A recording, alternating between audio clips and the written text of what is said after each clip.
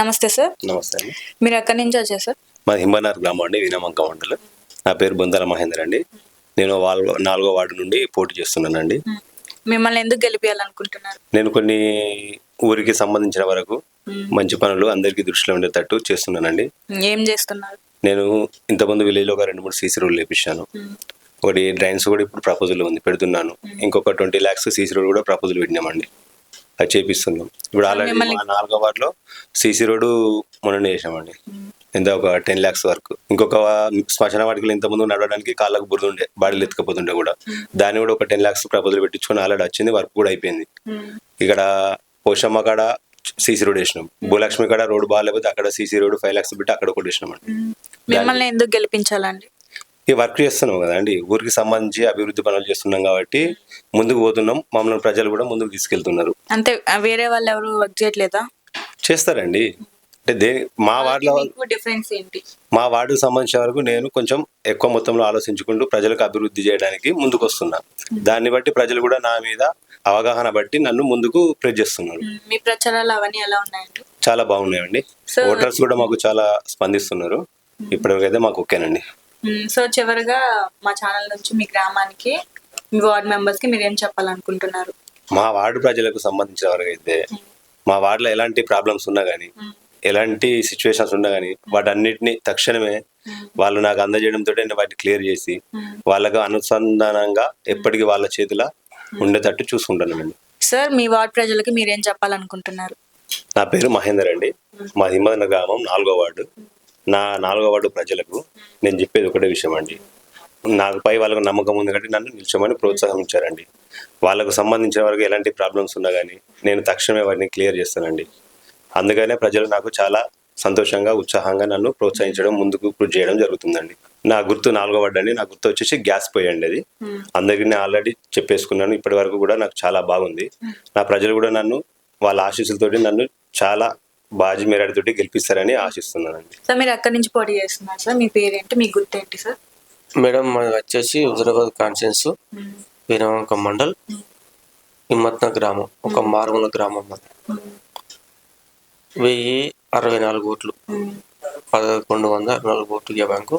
అందులో నేను మా గ్రామ కాంగ్రెస్ పార్టీ నుంచి ఒక యువత జల శ్రీకాంత్ అనే వ్యక్తి మేము ఎన్నుకోవడం జరిగింది. అది కూడా ఒక హుజురాబాద్ కాన్స్టిట్యున్సీ విడుదల ప్రణయ్ గారి ఆధ్వర్యంలో శ్రీకాంత్ను మేము ప్రణయ్తో కొట్లాడి టికెట్ చేసుకోవడం జరిగింది. మాది కాంగ్రెస్ పార్టీ కాబట్టి మేము గ్రామానికి ఎలాంటి సమక్ష అయినా కూడా మేము ఇప్పటి వరకు కూడా ప్రతిపక్ష పార్టీలో 20 సంవత్సరాలు ఉన్నాం. కాబట్టి ప్రతిపక్ష పార్టీలో ఉన్నా కూడా అధికార పార్టీ బీఆర్ఎస్ పార్టీలో ఉన్నా కూడా చేయలేని పనులు కూడా మేము అధికార పార్టీలోకి వచ్చి కూడా 2 సంవత్సరాలు అవుతుంది. వాళ్ళు 10 సంవత్సరాల అధికారం ఉన్నా కూడా మేము 10 సంవత్సరాలు చేసే పని కూడా మేము చేసినాం.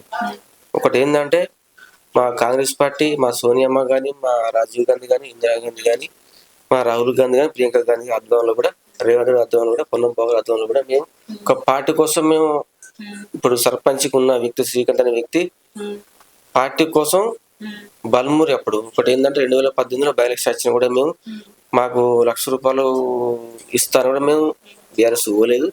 శ్రీకాంత్ అనే వ్యక్తి, మేము కానీ, మా కార్యకర్తలు కానీ, ఇంకో 2 మా రైతాలు మాల్వేలు మోడీ కానీ అమ్ముడు పోలేదు. మేము పార్టీ కోసం కష్టపడ్డాం, పార్టీ కోసం దెబ్బలు తిన్నాం.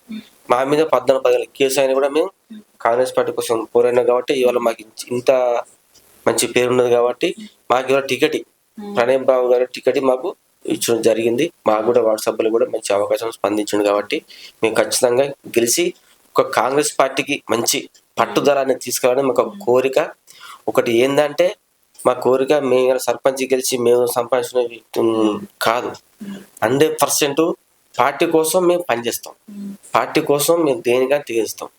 150-30 ఏళ్ళ చరిత్ర సోనియా గాంధీ పార్టీ, రాజీవ్ గాంధీ కానీ, ఇందిరాగాంధీ కానీ, పార్టీ కోసం మేము కట్టుబడి ఉంటాం. పార్టీ కోసం దేనికైనా ఎంతకైనా దిగదారైనా. పల్లెలు అంటే పట్టుకొమ్మలు కాబట్టి పల్లెల గురించి మేము డెవలప్ గురించి ఆలోచించాం తప్ప మేము పార్టీ గిట్ట కూడా మేము ఆశపడలేదు. మాకు పిలిచి మా ప్రణయ్ గారు మాకు పదవి ఇచ్చాడు. ఒకటి ఏంటంటే పేద రైతుకు ఇవాళ సన్న బియ్యం వస్తుందంటే పేదింటి బిడ్డ ఎంతో సంతోషపడుతుంది. నీలాంటి బిడ్డ సంతోషపడుతుంది.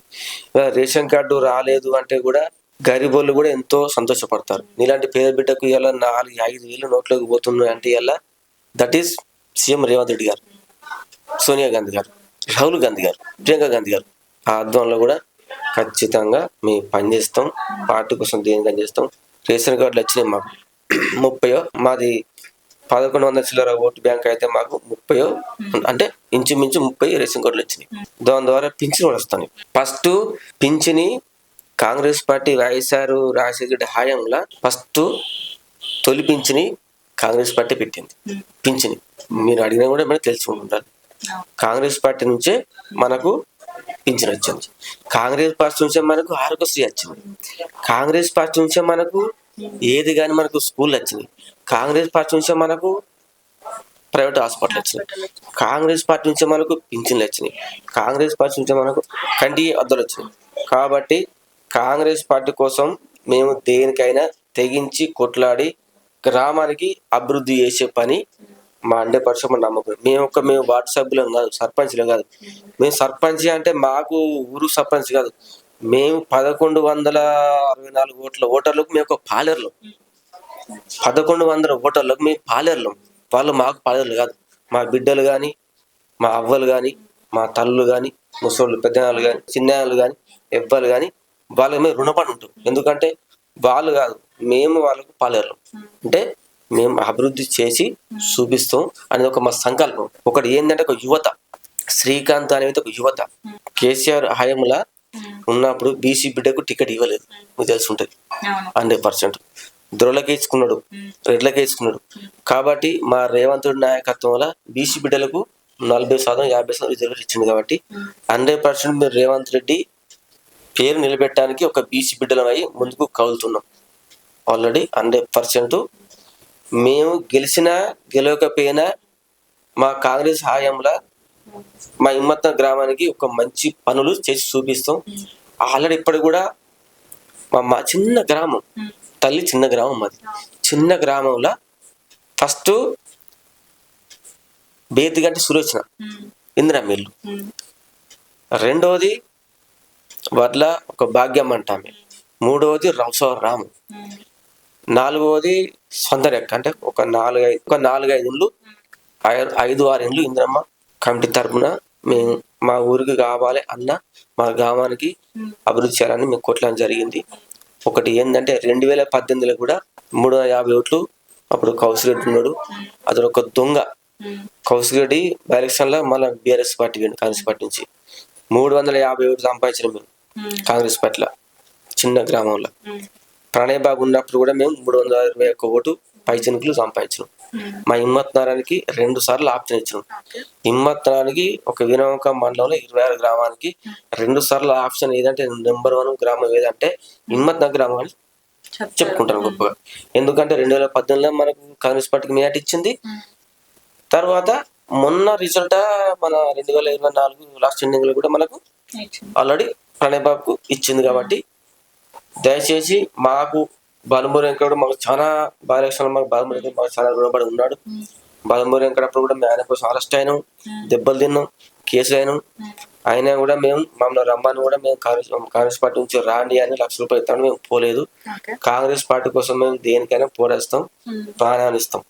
మేము చనిపోతే ఆల్రెడీ మా మీద కప్పే తెల్ల బట్ట కాదు, కాంగ్రెస్ బట్టే కప్పుతాం 100%. ఎందుకంటే 100% మేము కాంగ్రెస్ పార్టీ గురించి కష్టపడతాం, పట్టుదల ఉన్నది, మాకు నమ్మకం ఉన్నది. కాంగ్రెస్ పార్టీ ఏంటంటే ఒక సినిమా లాంటిది, ఒక తల్లి లాంటిది. ఎవరు వచ్చినా మేము వద్దని తెలియదు, ఎవరు పోయినా పొమ్మని లేదు. అట్లయితేనే ఇవాళ ఈ జాతీయ జెండా కాబట్టి మాకు కాంగ్రెస్ పార్టీ కాబట్టి దానికి అనుకూలంగా ఉంటాం. మేము 100% కష్టపడి పనిచేస్తాం, వర్క్ చెప్తాం. జై కాంగ్రెస్. సార్ మీరు ఏకగ్రీవంగా గెలిచారు, ఎక్కడి నుంచి పోటీ చేశారు, ఎలా గెలిచారు చెప్పండి సార్. హిమ్మత్ నగర్ గ్రామ పంచాయతీ తరఫున 5వ వార్డు నెంబర్గా పోటీ చేశాను. నన్ను ప్రజలందరూ ఏకగ్రీవంగా ఎన్నుకున్నారు. హిమ్మత్ నగర్ గ్రామ 5వ వార్డు ఓటర్ సభ్యులందరికీ నన్ను ఏకగ్రీవం ఎన్నుకున్నందుకు వాళ్ళందరికీ మా యొక్క ధన్యవాదములు. వాళ్ళంటి ఎలాంటి కష్టాలు కానీ ఎలాంటి సందర్భంగా ఏ సమస్యలు వచ్చినా వాళ్ళ కోరిక మేరకు మనం స్పందిస్తామని నేను వాళ్ళందరికీ పేరు పేరున ధన్యవాదాలు చెప్తున్నాను. సార్ మీరు గతంలో పోటీ చేశారు, అప్పుడు ఎన్నికలకి ఇప్పుడు ఎన్నికలకి తేడా ఏంటి? గతంలో 2006లో నేను పోటీ చేసి గెలిచిన. అప్పటికి ఎన్నికలకు ఇప్పుడు ఎన్నికలకు చాలా డిఫరెన్స్ ఉంది. అప్పుడు ఒక పెద్ద మనిషి అంటే, ఒక సర్పంచ్ అంటే, ఒక ఎంపీ అన్న, ఒక వార్డు మెంబర్ అన్న ఒక గౌరవ మర్యాదలు ఉండే. ఇప్పుడు ఆ గౌరవ మర్యాదలు పూర్తిగా భిన్నంగా, ఇక మొత్తం మీద పని చేసిన వారికి ఏమైనా గుర్తింపించే ఆలోచనలు ఉన్నారు జనాలు. కానీ ఈ మునుపటున్న గౌరవ మర్యాదలు ఇప్పుడు ఎలాంటి రాజకీయాలలో లేవు అని పబ్లిక్ సర్వీస్ చేద్దామనే యువకులు ఇప్పుడు ముందుకొచ్చి ఇప్పటిన్న జనరేషన్కు వాళ్ళు అనుకూలంగా, ఆ పబ్లిక్ అనుకూలంగా వాళ్ళు మన సర్వీస్ చేసే విధంగా చేయాలని చేస్తేనే ఇప్పుడు ఆ పబ్లిక్లో గుర్తింపు ఉంటుంది. కానీ లేదంటే ఆ గుర్తింపు, అప్పుడున్న గుర్తింపు ఇప్పుడు లేదు. అది నా అనుభవపూర్వకంగా నాకు అర్థమైన విషయం అది. అయితే నేను 2006లో మా సర్పంచ్గా గెలిచి నాకు అప్పుడు రాష్ట్రపతి అవార్డు వచ్చింది. రాష్ట్రపతి అవార్డు తీసుకున్న నేను అప్పుడు తెలంగాణ సెంటిమెంట్ లొల్లి బాగుండే. ఆ లొల్లిలో రాష్ట్రపతి దగ్గరికి పోతే తెలంగాణ వాయిస్ అక్కడ రాష్ట్రపతి లొల్లి అవుతుందని మాకు ఏం చేశారు, ఇక్కడ 15 ఆగస్టు రోజు కరీంనగర్లో స్టేట్ గవర్నమెంట్కు పంపించి వాళ్ళు మన కరీంనగర్లో అప్పుడు మంత్రి శ్రీధర్ బాబు గారి చేతుల మీదుగా నేను మన నిర్మల పురస్కార్ అవార్డు తీసుకోవడం జరిగింది. అప్పుడు డెవలప్మెంట్ ఇష్యూలో కూడా విలేజ్ని పూర్తిగా, అప్పుడు ఒక నల్ల కనెక్షన్ బయట ట్యాప్ లేకుండా ప్రతి ఇంటికి నల్ల కానీ, లాట్రిన్స్ కానీ, అన్ని రకాల ప్రతి ఇంటికి, ప్రతి దానికి, ప్రతి డ్రైనేజ్కు అన్ని రకాల అన్ని రకాలు చేస్తే మాకు అప్పుడు గుర్తించి మా మండల్లో ఓన్లీ మదనగర్ విలేజ్కి రాష్ట్రపతి అవార్డు ఇవ్వడం జరిగింది. సార్ ఇప్పుడు రేవంత్ రెడ్డి గారి గురించి మీ ఒపీనియన్ ఏంటి సార్? ఇప్పుడు పథకాల గురించి వాటి గురించి మీరు ఏమనుకుంటున్నారు? ఇంకేమన్నా అభివృద్ధి చేయాలా, ఎలా ఉండాలి, ఇప్పుడు వాళ్ళు పెట్టినవి ఓకేనా కాదా మీకు? ఇప్పుడు రేవంత్ రెడ్డి గారు 2 సంవత్సరాలు మొన్నటికి 3 తారీఖు పూర్తయింది. ఆయన పాలన రైతులకు కానీ, లేబర్ కానీ ప్రతి ఒక్కళ్ళకు అనుకూలమైన సిచ్యువేషన్ ఉన్నది. మామూలు మన మహిళలు మన ఎటు హైదరాబాద్ పోవాలన్నా, కరీంనగర్ పోవాలన్నా, ఎక్కడికి పోవాలన్నా పైసలు లేని వాళ్ళు కూడా ఆధార్ కార్డు పట్టుకొని ఇలా బాజాప్తా పోయి అక్కడికి పోయి ఎక్కడ ఎవరైనా పేషెంట్ ఉంటే, వాళ్ళ చుట్టాలు ఉన్నా, వాళ్ళ దేవస్థానం పోయినా అవన్నీ తిరిగి వస్తున్నారు. మహిళలు పూరెస్ట్ మహిళలు అయితే 100% సంతోషంగా ఉన్నారు. సన్న బియ్యం వల్ల ఇంకా సంతోషంగా ఉన్నారు. రైతులకు రుణమాఫీ అయింది, 100% అయింది. కొంత ఒక 10% 2 లక్షల పైన ఉన్న రుణమాఫీ కాలేదు. వాళ్ళు కూడా చేస్తానని మొన్న టైంలో మాట ఇచ్చిండు రేవంత్ రెడ్డి గారు. ఇప్పుడు ఈ రైతు బంధు కూడా 5,000 ఉన్నదని 6,000 పెంచిండు. ఉచిత కరెంటు ప్రతి ఇంట్లో మన మామూలు కుటుంబాలు ఎంతో సంతోషంగా ఈ 200 యూనిట్ కరెంట్ను ఉపయోగించుకున్నారు అని 99% రేవంత్ పాలన, గతంలో వైఎస్ పాలన, అప్పుడు వైఎస్ పాలనలే నేను సర్పంచ్గా ఉన్నా, అదే పాలన ఇప్పుడు రేవంత్ రెడ్డి గారు అంత బ్రహ్మాండంగా ముందుకు తీసుకుపోతాడు. ఈ క్రమంగా ఉంటే మళ్ళొచ్చే 5 ఏళ్ళు కూడా ఈ రేవంత్ రెడ్డి గారే ముఖ్యమంత్రి ఉంటాడు. రేవంత్ రెడ్డి గారి పాలనే ఈ రైతులకు కానీ, మా తెలంగాణ ప్రజలకు కానీ అన్ని రకాల సుభిక్షంగా ఉంటుంది. కొన్ని ఇంకొకటిగా 2,500 రూపాయల ఒక స్కీమ్ ఉన్నది, అదొకటి ఇంప్లిమెంటేషన్ చేసి ఈ వృద్ధులకు కానీ, కొత్త పింఛన్లు కానీ వృద్ధులకు 2,000, 4,000, 2,000కు 4,000 డబ్బులు ఇస్తామని అన్నారు. అదొకటి 4,000 ఇవ్వాలి. హ్యాండిక్యాప్డ్ 4,000 అన్న ఒకటి 6,000 ఇవ్వాలి. అదును ఈ మధ్య రకం రైతు మహిళలకు 55 నుంచి 25 ఇయర్స్ మధ్యలో ఉన్న వాళ్ళకు 2,500 రూపాయల పింఛన్ ఇస్తామన్నారు. దానికి రైతు కూలి కింద పింఛన్ ఇస్తామన్నారు. అది ఒక్కటి చేస్తే ఖచ్చితంగా రేవంత్ రెడ్డి గారి ప్రభుత్వం మళ్ళీ ఒక 5 ఏళ్ళు ఖచ్చితంగా ముందుకు కొనసాగుతుంది. ఖచ్చితంగా ఇంకొక 5 ఏళ్ళు గవర్నమెంట్ వస్తుంది. అవును సార్, తులం బంగారం అన్నారు కదా, దాని గురించి 2 సంవత్సరాల నుంచి ఏమీ ఇవ్వట్లేదు. ఇంకా మిగిలింది 3 సంవత్సరాలు. ఈ 2 సంవత్సరాలు కూడా, ఈ 3 సంవత్సరాలు ఏమైనా ఇస్తారా, ఇచ్చే ఛాన్స్ ఉందంటారా? ఇప్పుడు ఒక తులం బంగారం అనేది 99% డౌటే. ఈ పింఛని కానీ ఇవన్నీ ఇప్పుడు తులం బంగారం అని ఒకటే అంటారు. ఇలా చెప్పని బియ్యంగా సన్న బియ్యం ప్రతి మహిళకు, ప్రతి ఇంటికి సన్న బియ్యం అయితే మేనిఫెస్టోలో ఏది బాబు ఇచ్చిండు కదా రేవంత్ రెడ్డి గారు, అది స్పెషల్గా ఇచ్చినట్టే కదా. ఇది కూడా సాధ్యమైతే అది కూడా చేద్దామని ఆలోచనలు ఉన్నారు. కానీ గవర్నమెంట్ దగ్గర గతంలో చేసిన ప్రభుత్వాలు పూర్తిగా రైతుల రుణగ్రస్తులు చేసిన తెలంగాణ చేసి పేరు కాబట్టి ఇప్పుడు దాన్ని నెట్టుకొచ్చడానికే ఇవన్నీ చేసుకుంటూ అయినా ఈ సంక్షేమ పథకాలు ఇవన్నీ నడిపిస్తూ ముందుకు నడిపించినందుకు రేవంత్ రెడ్డి గారికి ధన్యవాదాలు, కాంగ్రెస్ ప్రభుత్వానికి ధన్యవాదాలు, తెలంగాణ కాంగ్రెస్ ప్రభుత్వానికి ధన్యవాదాలు.